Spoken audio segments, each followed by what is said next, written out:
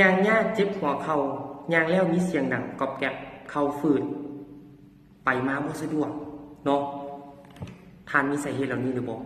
ถ้าสมมุติมีเนาะเขาจะมาฟังเรื่องราวนั้นกันเป็นอย่างจึงเกิดสาเหตุเรื่องพวกนี้หนึ่งเลยก็คือว่าเวลาเขาอายุหลายไปหรือเขาออกกำลังกายหนักเนาะน้ำโลเลี้ยงในหัวเข่าของเขาจะลดน้อยลงในเมื่อน้ำโลเลี้ยงในหัวเข่าเขา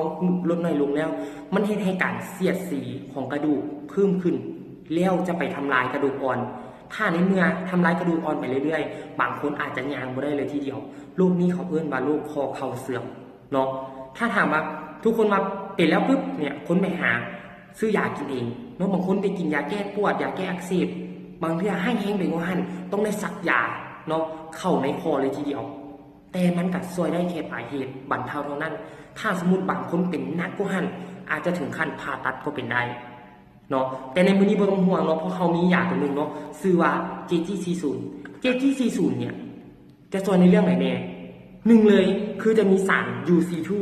จากสหรัฐอเมริกาเนาะจะช่วยในเรื่องเพิ่มน้ำหล่อเลี้ยงในเข่าเนาะมันไผที่มีเสียงดังก๊อบแก๊บยางก๊อบแก๊บเข่าฝืดตัวนี้นี่ช่วยได้ 100% เนาะใช้เวลาประมาณ15มื้อเท่านั้นเนาะหัวเข่าของท่านก็จะกลับมามอน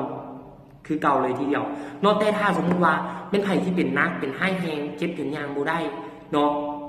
คือว่ากระดูกอ่อนถูกทำลายละเขาต้องใช้เวลาประมาณ90วันเนาะ90วันเนี่ยก็สามารถกลับขึ้นมาแบบยางได้เป็นปกติเลยทีเดียวกล่องนึงของพวกเขานะมี15เม็ดราคาปกตินะทางกล่องคือ 1,720 บาทแต่ในมื้อนี้เขาบ่ขายราคานั้นเนาะเขาลดเหลือเพียง 1,300 บาทเท่านั้นแต่เดี๋ยวก่อนถ้าสมมุติว่าทางติดต่อพวกเขามาในภายในอาทิตย์นี้จาก 1,720 เหลือเพียง 1,100 บาทซื้อ2กล่องเหลือเพียงกล่องละ1,000เท่านั้นเนาะจังไหนก็รีบเฝ้าติดต่อให้คนที่ทานหักเนาะหรือตัวทานเองกินเนาะเพราะว่าในมื้อนี้เราบ่ต้องปล่อยให้ตัวเองทรมานถ้าสมมุติถึงขั้นผ่าตัดแฮงอันตรายกว่านี้เลยจะกลับบ่กลับมาเป็นคือเก่าเนาะเจ้าขอบใจ